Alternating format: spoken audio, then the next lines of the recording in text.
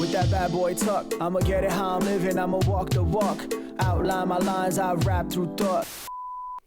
I feel like I'm trapped in like a fever dream, like some, I don't know, like a nightmarish cage for ages, you know? Where like, I'm like having these weird flashbacks of like, why am I in here? You know, oh yeah, I'm in here because of this, you know? And I won't be in here for long, and there's a door to get out of this cage. It's just not here yet. It's in the mail. The key to get out of the cage is in the mail. And everything's going to be all right. Chelsea were embarrassed yet again in a football match, losing 2-0 away to Everton at Goodison Park in the Premier League. Goal scorers from the informed Doucouré. And guess what? A debut goal for Lewis Dobbin in stoppage time. Charity FC, Chelsea Football Club, strike again, offering debut goals and feel-good moments. Why didn't we just give some of the Everton ball boys penalties? That's what I would have done. Heck, it's Christmas. Why don't you just be nice to people, eh? Okay, so of course I'm just recording this off after full time. I feel quite sick. I'm just sort of I'm done. Chelsea are not a serious team. First of all, congratulations to Everton. They are what can be considered a serious football team, galvanised over what they deem an unfair penalty of a 10 points deduction from their financial fair play stuff. Whether you believe that or not, I think they should have been. They expected a punishment coming, and I believe they should have been by all accounts. But they're going to be fine. They should be above us, comfortably above us, without that penalty deduction, points deduction. So a 2-0 win against Chelsea, multiple goals, a clean sheet. Well done, Everton. Well done, Sean Dyche. Sadly, we've got to talk about Chelsea. Now, we will talk about this game, then we're going to talk a little bit more seriously what's going on here. And oh my god, if you know what's going on, please do comment down below as you go. Hell, it's not my fault Chelsea are absolutely dog crap. I'm a nice guy. Like and subscribe. Yeah, poor Yannick. Will somebody think about Yannick? In fact, I was thinking about this watching the game. Will somebody think about those poor Chelsea away fans that are going to watch this absolute turgid sewage? Look, like, you having a away day, you might lose, and you go and have some beers and some food with your friends. It's fine, it happens. But to serve this stuff up to Chelsea fans, I feel really bad. Football's expensive, bro. To go buy tickets, to like travel, to, you end up buying some food and stuff. To watch that. Like, I want to applaud the Chelsea fans who attended this game. If any of you are watching, well done. I feel sorry for you. Hopefully it gets better. But, we'll have to talk about where we are with Chelsea. And we are going to talk about that in a moment. But I figured out the main reason why Chelsea aren't good is we're just not a football team. Now, that might seem quite, simple. But it is freaking simple. We can Rubik's Cube this mother effer all we want, but it becomes more and more clear with time. The fog lifts, ladies and gentlemen. And it becomes easier because you look at who you're playing. And we're playing in Premier League teams. The Premier League's a great league. And they're just serious football teams. They try really hard. They know what they're doing. They're not necessarily better players.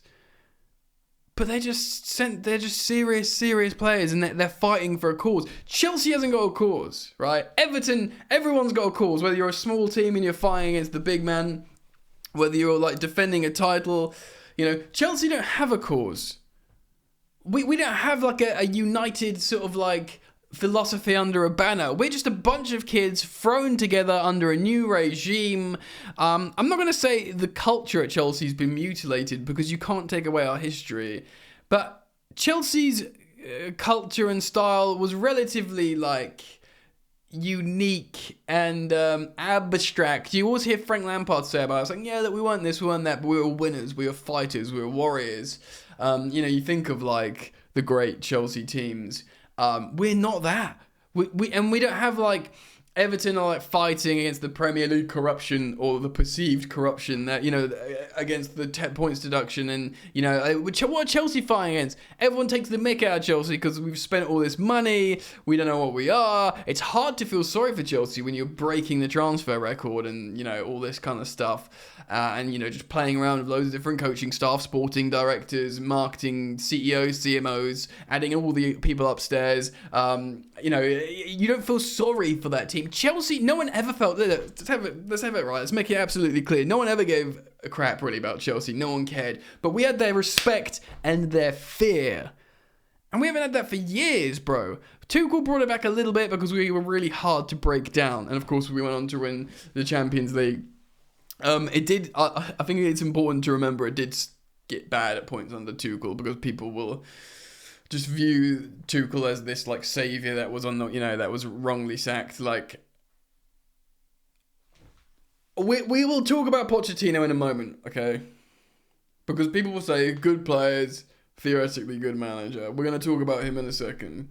This game we played a 4-2-3-1. We played Reece fucking James. Follow me on Instagram at FootballYannick to hear my in-game opinions as games go and halftime live streams. If you want to talk to me, you have the opportunity to do that by following at FootballYannick on Instagram. Reece James coming off with an injury. Now, I thought it was illness.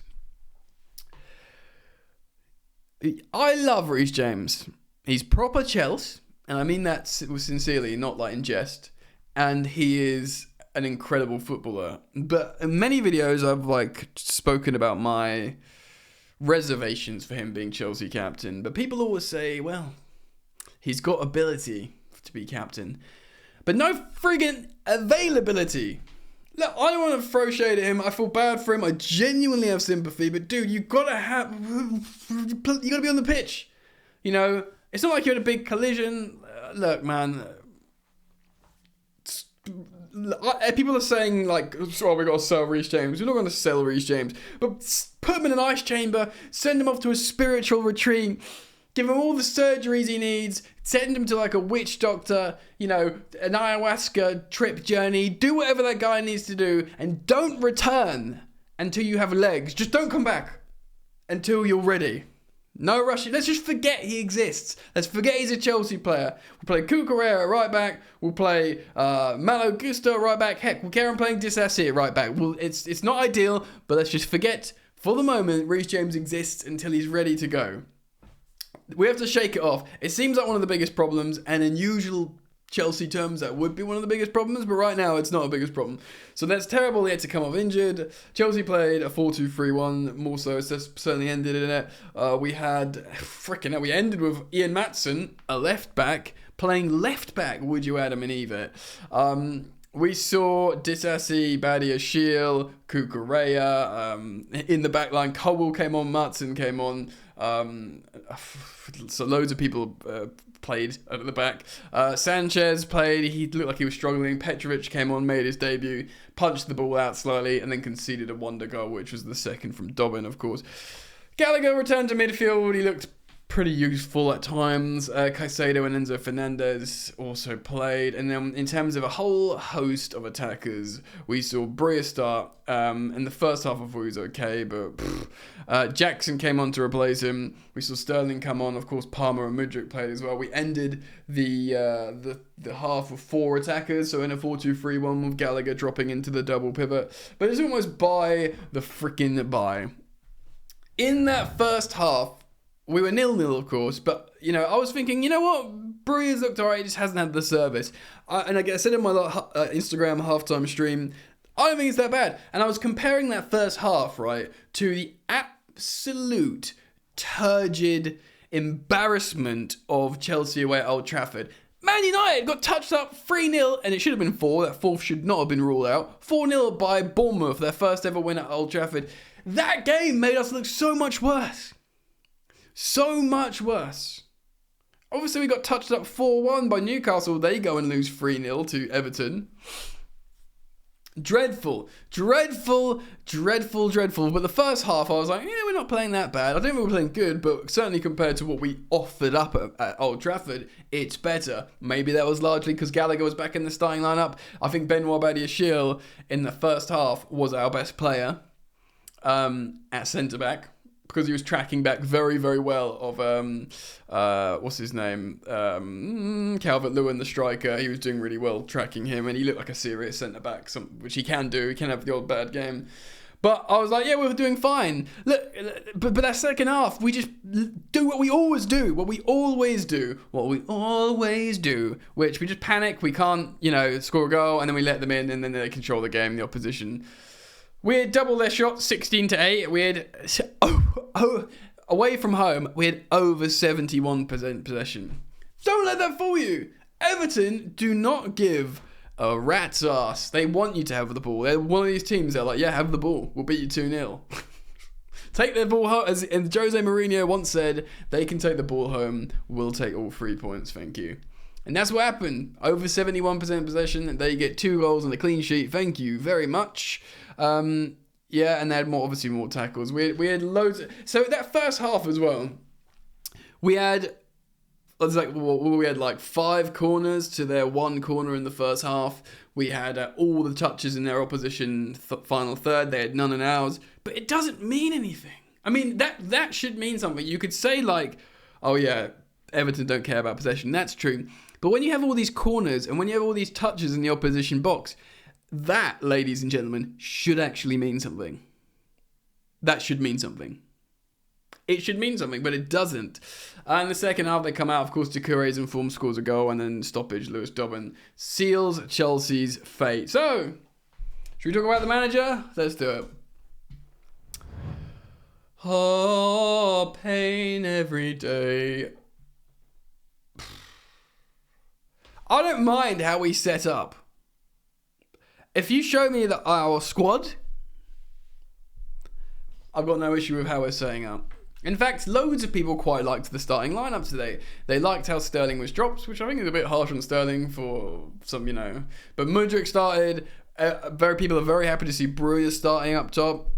Palmer in, Gallagher back in. Of course, the midfield 3 that in theory works really well of Caicedo, Enzo, and Gallagher. Gallagher making the other 2 a lot better, we found.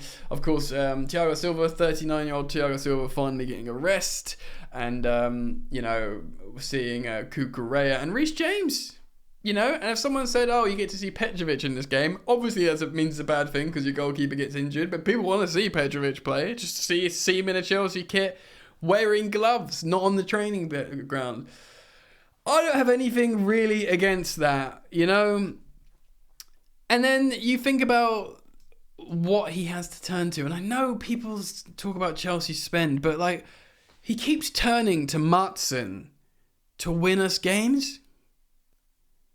And that's not a slight on Ian Maatsen. He did really good in the Championship last season, playing for Burnley.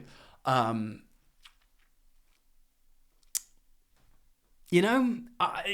what he's turning to. Now, regardless, these available players, your Cucurellas, Reece James clearly isn't available, but look, hopefully Malo Gusto's coming. What the hell is going on with frickin' Nkunku? He wanted to play the Man City game, feeling like months ago now, and the dude's like a freaking thought experiment, like the philosophical idea of Christopher Nkunku. Is he a Chelsea player? No one really knows. It's like Schrodinger's cat, kind of. Does it exist? Is it dead? Is it alive? Doesn't even matter. We just lose anyway. Yes. So I know we got injuries, but these players can play football matches and look like a team, can't they? Or can't they? Can they or can't they? I don't know. I do feel at times a bit of sympathy for Pochettino, I did one of these, again, to shamelessly plug my Instagram. It's the only social media I'm active on. I did one of those stories where you've got a slider and, rather than doing a poll of Pochettino, are you Pochettino in or out, which I think is a little bit, tasteless at this point. But I thought, it's loose. It's what's it called? It's, I can't think of the word. Anyway, I did a slider and I said Poch in, Poch out. So you basically pick where you are. And it was pretty hard, hundreds of people, Poch in. So I think people have got sympathy for him. And I don't know who comes in to this, whatever this is, who comes in and makes this better? And I would say over and over and over, I don't think Poch is the guy to win Chelsea a Premier League. But at the same time, I think he's probably a good guy to navigate us up to just being a little bit better than last season. Like, Mark Goldbridge tweeted out, and my friend was asking me, like, why is Ten Hag catching all this heat in the media, 3 points behind Man City or wherever they were before this game? Before Man City's, I assume they came back to win against Luton. I need to double check that actually. Why is Ten Hag not catching this heat? Well, it's because, they came back to win. Fulham 5-0 with the worst team in Fulham. I'll tell you why, because he got third last season and they won a trophy. Chelsea last season were awful. So, it's like Ten Hag's catching heat because they've regressed after backing him. Pochettino's not catching heat because it's his first season and everyone knows Chelsea is a circus. That's just where we're at, right? That is where we're at. So, it's tough. It's tough. In terms of the grand philosophical problem at Chelsea, I did a video a couple of days ago, about owners, players and management, and I break it all down. And the truth is, we're sort of in a place of a long time coming in terms of our dysfunction, lack of club culture and philosophy and this, that and the other. And that is true, and I stand by that, and I do subscribe to that sort of theory. But at the same time, there's an element of just play football as a team and just believe in yourselves a little bit. I've seen it for years now. It feels like this profligacy in front of goal, this lack of belief, these inexperienced players, these players that just Chelsea chop and change all the time, so they never develop any chemistry. I don't think Chelsea have got bad players. I think Nico Jackson could be a good second striker option. If Chelsea had a good attack that linked up well with good chemistry, you chucking him in every now and again, I think it could do him good. Remember we scored that great goal, was it against Brighton? Batshuayi and Willian and Pedro Hazard, they linked up and you sort of dropped Batshuayi in. Batshuayi was never an amazing striker, but he was useful to Chelsea every now and again. Maybe Loic Remy, but Batshuayi scored that goal that won us the league. You could trust him every now and again to drop him in and we'd win a game. I think Jackson could be that, and Jackson cost 30 million quid, and he could play him out wide slightly. He used to be a winger. We need a striker. Breuer disappointed me today. I do feel a little bit bad for him because we're not playing to his strengths, and he's a young player that probably needs a little bit of help. And rather than giving these players a little bit of help, we're asking them for a lot of help. So it's just a real toxic relationship. Do you know what I mean? There you go. I think I've actually said something quite sensible there. Mark it, put a timestamp on. Jan says something sensible. It's tough. The talk will be what's going on with Chelsea. I'm certain Fabrizio Romano will come out with, I'm not going to do the accent, that might be offensive, but the owners are backing Pochettino. They believe that Pochettino is the guy. They're of course not happy with the situation, but Pochettino is the guy. But look, it's just absolute crap, and I don't see it changing at the moment. I don't know what's gonna. I mean, you need a bit of confidence, don't you? And then that can start something. In my head, I emotionally said goodbye to Champions League a couple of fixtures ago. I just want to see, because we're still in both cups. If Chelsea become good this season, they can win a trophy. I know that sounds mental, but it's true. And we've just got no reason to believe that. So let me know what you think, guys. But I have figured out what's wrong with Chelsea. And here's your tagline: we are not a serious football team. And will we become one? And what will that take? I don't know. I look forward to your comments. Thank you for liking and subscribing and supporting the content. Hopefully I'll see you back here very soon. Peace.